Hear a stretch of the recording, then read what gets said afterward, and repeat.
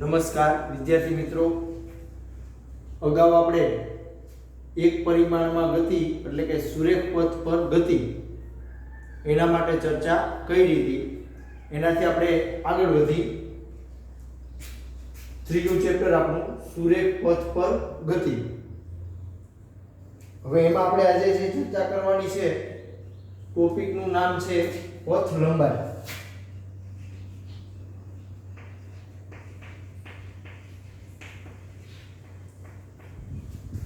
વિદ્યાર્થી મિત્રો, આ પથ લંબાઈ છે એના વિશે તમે જાણો છો. પદાર્થે કાપેલા કુલ અંતરને પથ લંબાઈ કહે છે. બરાબર વ્યાખ્યા સમજજો.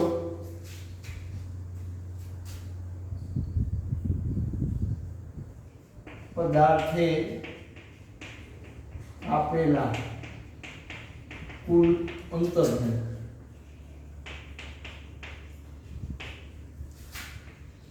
પથ લંબાઈ કહે છે. કાપેલું કુલ અંતર કયો કે પથ લંબાઈ કયો, બેનો અર્થ એક જ થશે. પથ એટલે કે માર્ગ અને લંબાઈ એટલે કે માર્ગની લંબાઈ. આપણી ભાષામાં એવો એનો આપણે અર્થ કરીએ. કાપેલું કુલ અંતર અથવા પથ લંબાઈ.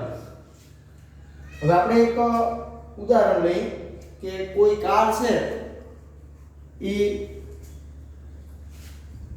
x અક્ષની દિશામાં ગતિ કરે છે, અથવા આપણે એવું કહીએ કે સુરેખ પથ પર ગતિ કરે છે. આપણે ઉદાહરણ લઈએ કે કોઈ કાર છે એ સુરેખ પથ પર ગતિ કરે છે.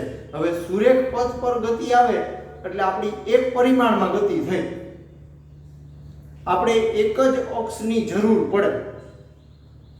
સુરેખ પથ પર ગતિ અથવા તમે એવું કહો કે એક પરિમાણમાં ગતિ, તો એના માટે આપણે કોઈ એક અક્ષ જ લેવી પડે. એટલે અહીંયા આપણે વિદ્યાર્થી મિત્રો શું કરવાનું, તો કે કારનો જે ગતિપથ છે એને આપણે એક્સ અક્ષ ઉપર સંપાત કરવાનો. કારના ગતિપથને એક્સ અક્ષ ઉપર સંપાત કરવાનો. એટલે વિદ્યાર્થી મિત્રો, મેં અહીંયા આકૃતિ દોરી છે. કે આ O સ્થાન બતાવ્યું છે, આ Q સ્થાન બતાવ્યું છે, આ R સ્થાન આ Q સ્થાન બતાવ્યું છે, આ P સ્થાન બતાવ્યું છે અને આ R સ્થાન બતાવ્યું છે. હવે આ આપણી x અક્ષ છે. આ જે મેં અક્ષ બતાવી છે એ આપણી x અક્ષ છે. તમે જોઈ શકો કે આ 0 છે, શૂન્ય છે, ત્યાંથી આ બાજુ ધન પૂર્ણાંકો છે અને આ શૂન્ય છે એની ડાબી બાજુ ઋણ પૂર્ણાંકો છે.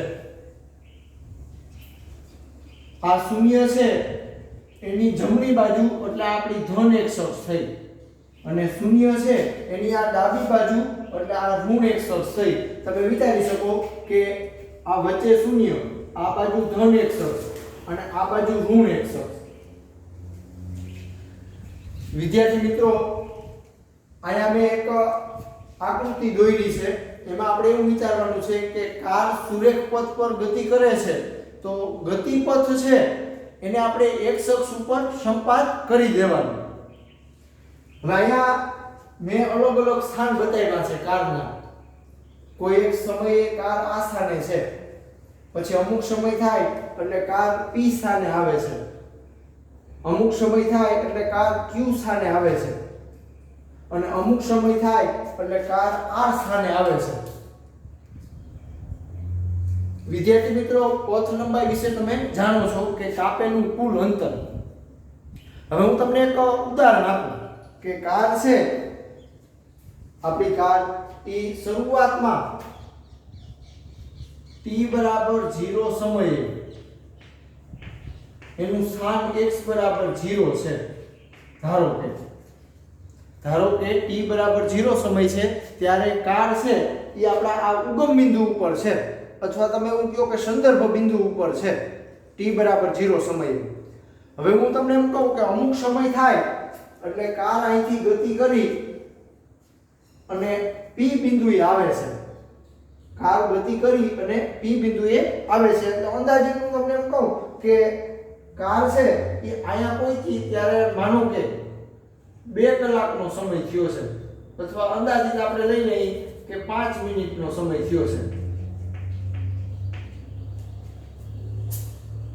જો આ સમજવા માટે હું ઉદાહરણ આપું છું, બરોબર. આ ઉદાહરણ છે એ હું તમને સમજવા માટે આપું છું. તમે અહીંયા સમય છે, બરોબર, એ કોઈ પણ લઈ શકો. સમય છે એ તમે અહીંયા કોઈ પણ લઈ શકો. 1 મિનિટ કયો, બરોબર, કે આપણે અંદાજિત 1 મિનિટ લઈ લઈએ તોય ચાલે. સમજવા માટે હું ઉદાહરણ આપું છું સમયનું. એનાથી આગળ t બરાબર 1 મિનિટ સમય થયો ત્યારે કાર આ સ્થાને છે. આ સ્થાને છે એટલે કે x બરાબર શું થયું? 400 મીટર. હવે આપણે લખી કે O થી P સુધી. વિદ્યાર્થી મિત્રો, કાર છે એ O પાસે હતી અને P પાસે ગઈ છે, O થી P. તો આની પથ લંબાઈ કેટલી થાય? તો તમે જોઈ શકો કે આ 0 છે અને આ 400 છે, બરોબર. તો એ 400 મીટર થઈ. જો P નું સ્થાન 360 હોય, ધારો કે P નું સ્થાન અહીંયા આપણે અહીંયા વિચારતા હોઈએ P નું સ્થાન, તો 360 થશે. બુકમાં આપણે આ P નું સ્થાન છે એ 360 મીટર ઉપર બતાવ્યું છે, બરોબર. એટલે આપણે આ 360 મીટર લઈ લઈએ. તો પથ લંબાઈ કેટલી થઈ? તો કે આ તમે 0 ગણો, બરોબર, અને ઓલા તમે 360 ગણો. એટલે 0 + 360 બરાબર 360 મીટર. વિદ્યાર્થી મિત્રો, પથ લંબાઈ એટલે કાપેલું કુલ અંતર. પહેલા સ્થાન એનું 0 ઉપર હતું, હવે અને એ છેલ્લે 360 મીટરે પહોંચે છે, બરોબર. એટલે એને કાપેલું અંતર તમે ડાયરેક્ટ પણ લખી શકો 360 મીટર. હાલો, એનાથી આગળ આ કાર છે ધારો કે P થી Q સુધી જાય. કાર અહીંયા હતી, હવે ધારો કે આપણે એવું વિચારીએ કે P પાસે હતી કાર અને Q પાસે આવે, તો હવે એને કાપેલું કુલ અંતર કેટલું થાય? તો કે આ 40 અને 40 આ, એટલે 80 અને આ 40 એટલે 120 મીટર થાય. તમે આની ગણતરી આ રીતે પણ કરી શકો કે 360 માઈનસ 240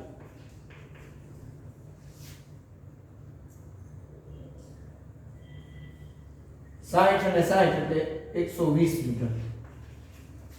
તમે વિદ્યાર્થી મિત્રો ડાયરેક્ટ પણ ગણતરી કરી શકો. અહીંયા કાર હતી, અહીંયા આવી એટલે 40 મીટર થયું, ત્યાંથી અહીંયા આવે એટલે બીજા 40 મીટર થયા એટલે 80 મીટર, ત્યાંથી પાછી અહીંયા આવે એટલે 120 મીટર થાય, બરોબર. એવી રીતે તમે આગળ પણ વિચારી શકો કે કાર છે ઈ Q થી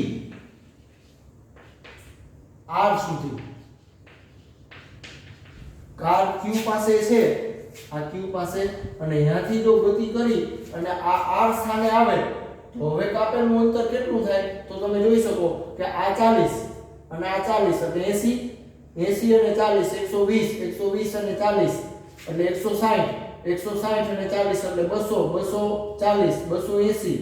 280 320 અને 360 થશે,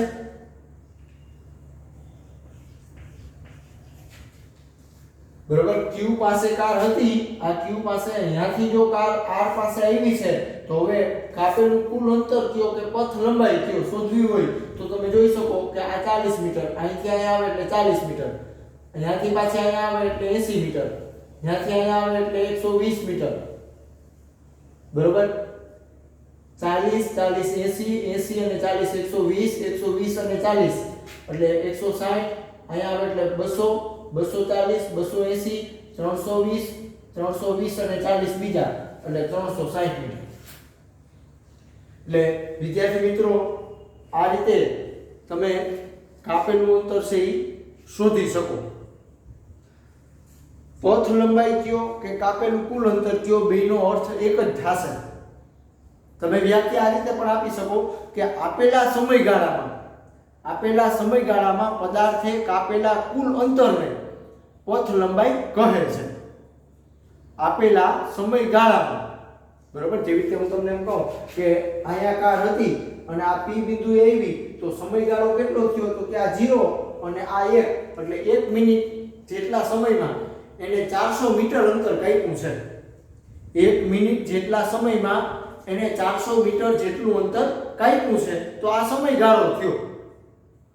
આપેલા સમયગાળામાં પદાર્થે કાપેલા કુલ અંતરને પથ લંબાઈ કહે છે. હવે અહીંયા આપણે બીજી એક વાત ઈ કરવાની થાય કે પથ લંબાઈ અથવા આપણે એવું કહીએ કે કાપેલું કુલ અંતર તો એ હંમેશા ધન જ આવે. પથ લંબાઈ કયો કે કાપેલું કુલ અંતર કયો એ હંમેશા ધન જ આવશે. ઈ ક્યારેય ઋણ હોય નહીં, એટલે કે એને ફક્ત મૂલ્ય જ હોય.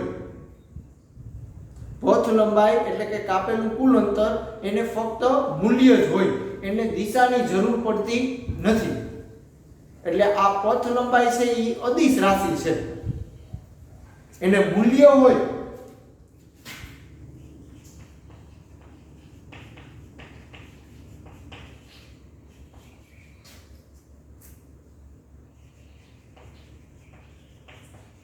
અદિશ રાશિ છે એને ફક્ત મૂલ્ય હોય,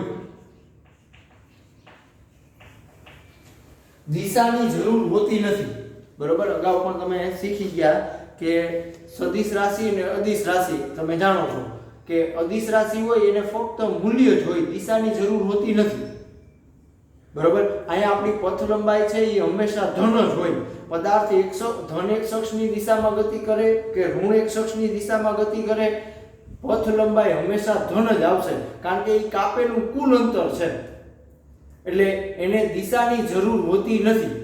એટલે કે પથ લંબાઈ છે, બરોબર, એ આપણી અદિશ રાશિ છે, એને ફક્ત મૂલ્ય હોય, દિશાની જરૂર હોતી નથી.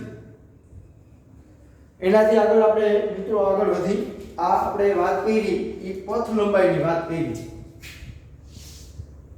હવે આપણે વાત કરવાની છે સ્થાનાંતરની. આ રાશિ છે એ પણ તમે અગાઉ શીખી ગયા છો.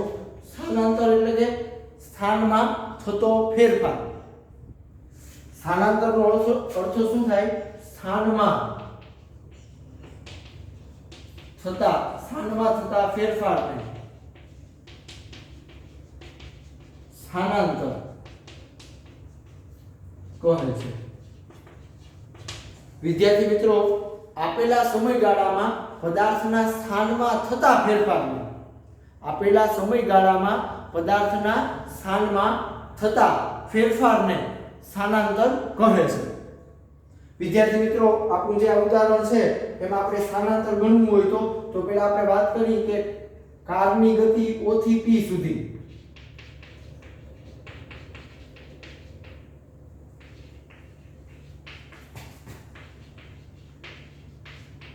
બરાબર સમજો, કાર છે, બરોબર, ઈ આ સ્થાને છે અને ગતિ કરી અને P સ્થાને આવે તો હવે સ્થાનાંતર કેટલું થાય? તો આપણે વાત કરી કે સ્થાનમાં થતા ફેરફારને, એના સ્થાનમાં જેટલો ફેરફાર થયો હોય એને સ્થાનાંતર કહે છે. એટલે વિદ્યાર્થી મિત્રો, અહીંયા મેં સમય કીધો છે 0 સેકન્ડ અને અહીંયા મેં સમય કીધો છે 1 મિનિટ. જો આ ઉદાહરણ સમજવા માટે આપું છું, બરોબર, સમય છે એ મેં લખ્યો છે તો t1 સમયે આપણે લખી કે t આને આપણે t1 સમય કહી. t1 બરાબર 0 સેકન્ડ સમયે કારનું સ્થાન કેટલું છે તો કે 0 ઉપર છે, 0 મીટર. હવે આપણે t2 સમય લઈએ એટલે કે બીજો સમય તો કે આપણે લખ્યું કે 60 સેકન્ડ સમયે કારનું સ્થાન ક્યાં આવ્યું તો કે 360 મીટર આવ્યું. બરોબર, છેલ્લે કાર આ સ્થાને આવી છે.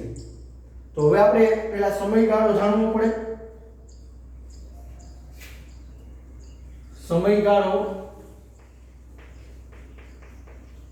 બરાબર અંતિમ સમય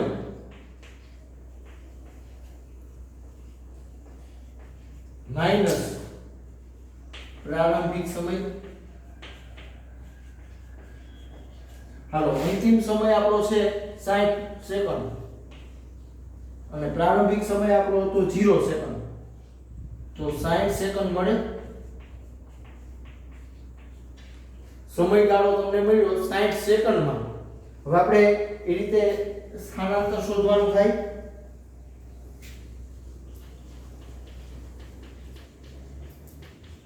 સ્થાનાંતર એટલે કે સ્થાનમાં થતો ફેરફાર. કાર આ સ્થાને હતી અને છેલ્લે કાર આ સ્થાને આવી છે, એટલો ફેરફાર થયો. એટલે આપણે શું કરવું પડે? અંતિમ સ્થાન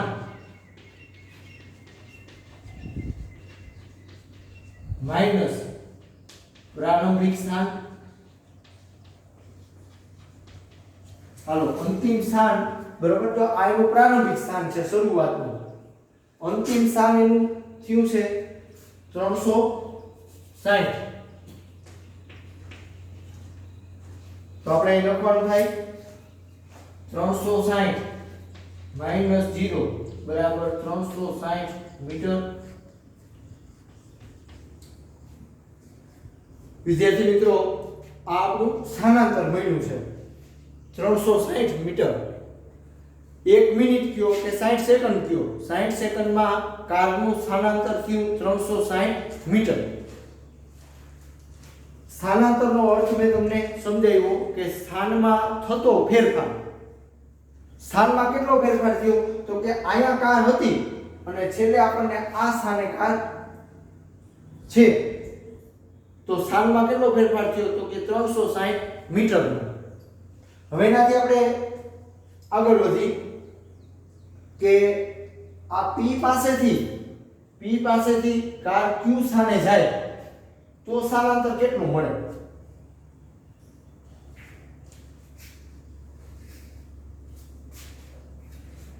આપણે આગળ થોડી ચર્ચા કરી કે P થી Q, P થી Q છે તો એના માટે આપણે સ્થાનાંતર શોધવું હોય તો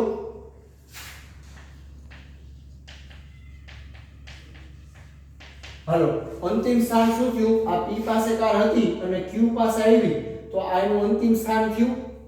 અંતિમ સ્થાન એટલે 240 માઈનસ પ્રારંભિક સ્થાન એનું હવે 360 ગણાય. બરોબર. કાર આ સ્થાને હતી અને પછી આ સ્થાને આવી છે. બરોબર. તો અંતિમ સ્થાન આ એનું અંતિમ સ્થાન થયું, આ એનું પ્રારંભિક સ્થાન થયું. એટલે અંતિમ સ્થાનમાંથી આપણે પ્રારંભિક સ્થાન બાદ કરવું પડે.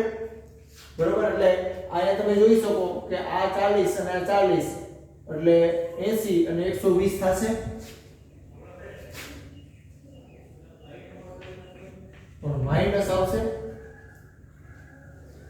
વિદ્યાર્થી મિત્રો અહીંયા આપણું સ્થાનાંતર છે એ માઈનસ આવશે. જો અહીંયા આપણું સ્થાનાંતર હતું એ આપણને પ્લસ મળ્યું હતું. અહીંયા તમે જોઈ શકો કે આપણું સ્થાનાંતર છે એ માઈનસ મળે છે. હજી આપણે એનાથી આગળ ગણતરી કરી કે Q થી R. હવે અહીંયા આપણે સ્થાનાંતર ગણવું હોય તો Q પાસે કાર હતી અને આ R સ્થાને આવે. બરોબર. તો આ એનું અંતિમ સ્થાન થયું -120 માઈનસ પ્રારંભિક સ્થાન એનું 240 થયું. તો આનો જવાબ આવ્યો માઈનસ 0 4 ને 2 6 અને 3 એટલે માઈનસ 360 આવ્યું. વિદ્યાર્થી મિત્રો તમે જોઈ શકો કે પ્લસ 360 મીટર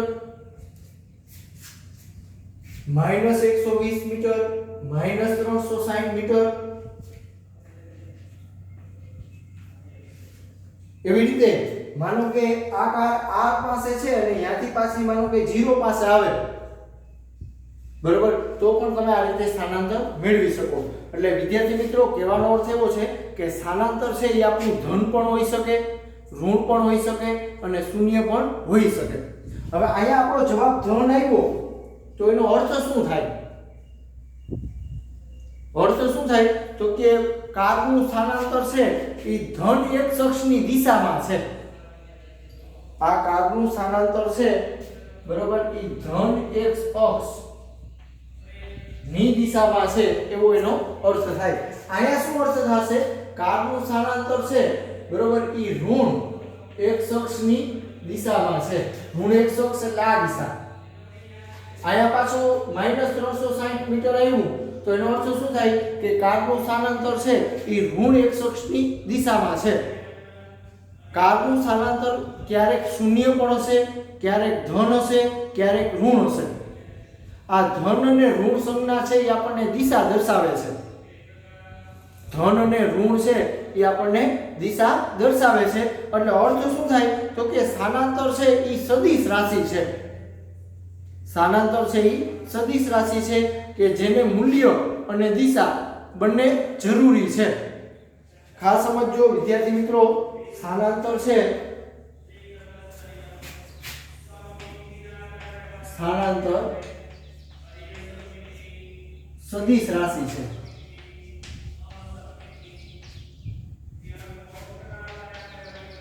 સદિશ રાશિ એટલે તમે જાણો છો કે એને મૂલ્ય અને દિશા બંનેની જરૂર હોય.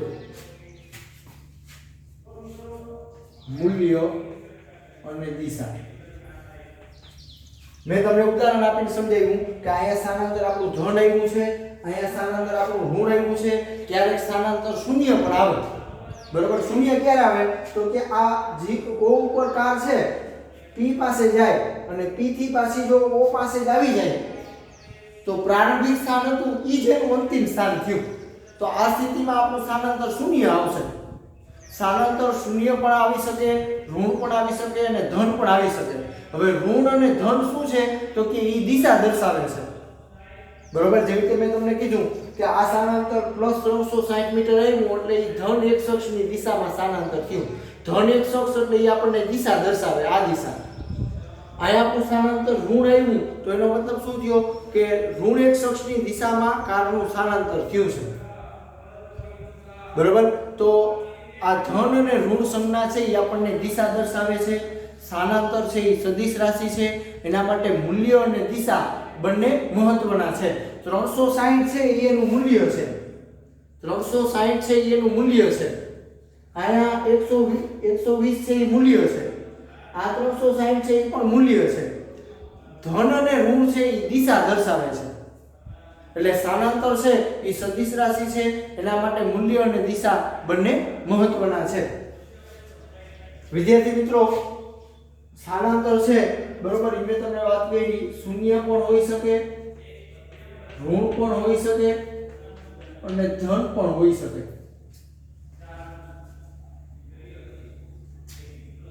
હવે આની આ વસ્તુ છે બરોબર, મેં તમને જે આ ઉદાહરણ આપ્યું છે એમાં હું આ રીતે સમય લઉં.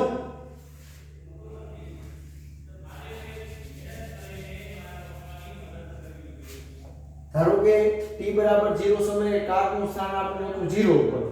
બરોબર, હવે હું તમને કહું આ t1 સમય છે, સ્થાનને આપણે x1 કહી દઈએ. બરોબર, આને આપણે x1 નામ આપી દઈએ અને આયા આપણે સમય લઈ લઈએ t2 સમય. આ t1 સમય કહી દઈએ. જેવી રીતે આપણે 0 સેકન્ડ કહેતા હતા એને બદલે હવે સમયને મેં t1 નામ આપ્યું, સ્થાનનું નામ મેં x1 આપ્યું. એવી રીતે આ કાર છે એ ગતિ કરીને અહીંયા આવી તો હવે હું એમ કહું કે t2 સમય, જેવી રીતે મેં તમને 1 મિનિટ કીધું હતું એને બદલે અહીંયા સમયનું નામ મેં t2 આપ્યું છે. તો એનું સ્થાન હું કહી દઉં કે x2 સ્થાને છે. તો આને લખવું હોય તો આપણે સમયગાળો એટલે અંતિમ સમય આપણો થયો t2, પ્રારંભિક સમય થયો આપણો t1. આ સમયગાળાને ડેલ્ટા t વડે દર્શાવવામાં આવે. આને ડેલ્ટા બોલાય, ડેલ્ટા ગ્રીક શબ્દ છે. ડેલ્ટા t એટલે આ સમયગાળો થયો. ડેલ્ટા છે એ ફેરફાર દર્શાવે ટૂંકમાં. ડેલ્ટા t બરાબર t2 t1. એવી રીતે આપણે સ્થાનાંતર શોધવું હોય તો ડેલ્ટા x બરાબર અંતિમ સ્થાન. આ અંતિમ સ્થાન છે એમાંથી આપણે આ પ્રારંભિક સ્થાન બાદ કરવું પડે. x2 x1 સ્થાનાંતર એટલે અંતિમ સ્થાનમાંથી આપણે પ્રારંભિક સ્થાન બાદ કરવાનું, બરોબર. તો આ વસ્તુ તમે આ રીતે પણ લખી શકો. સમયગાળો શોધવો હોય તો અંતિમ સમય હોય એમાંથી પ્રારંભિક સમય બાદ કરવાનો. સ્થાનાંતર શોધવું હોય તો અંતિમ સ્થાન હોય એમાંથી પ્રારંભિક સ્થાન બાદ કરવાનું. આ જે ત્રિકોણ આપણે દર્શાવ્યો અને ડેલ્ટા બોલાય, ડેલ્ટા એક્સ, સ્થાનાંતરને ડેલ્ટા એક્સ વડે મેં અહીંયા દર્શાવ્યું છે. હવે જો આ x2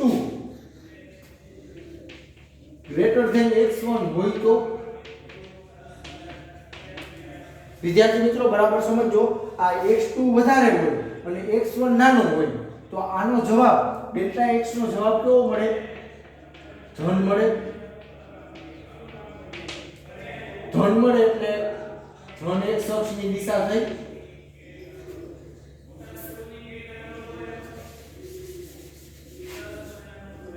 એનાથી આગળ હવે આપણે આમ કહીએ કે x2 x1 હોય તો,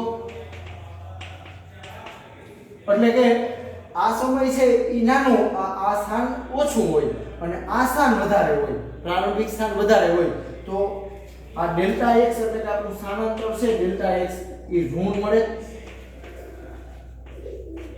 એટલે કે ઋણ x અક્ષની દિશા મળે.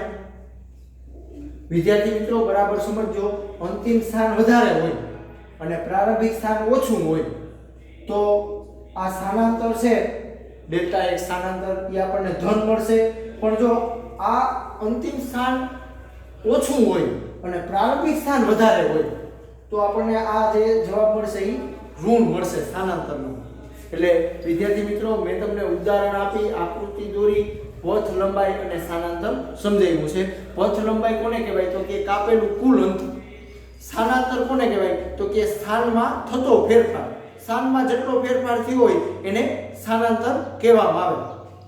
ખાસ યાદ રાખજો, સ્થાનાંતર સદિશ રાશિ છે, એને મૂલ્ય અને દિશા બંનેની જરૂર હોય.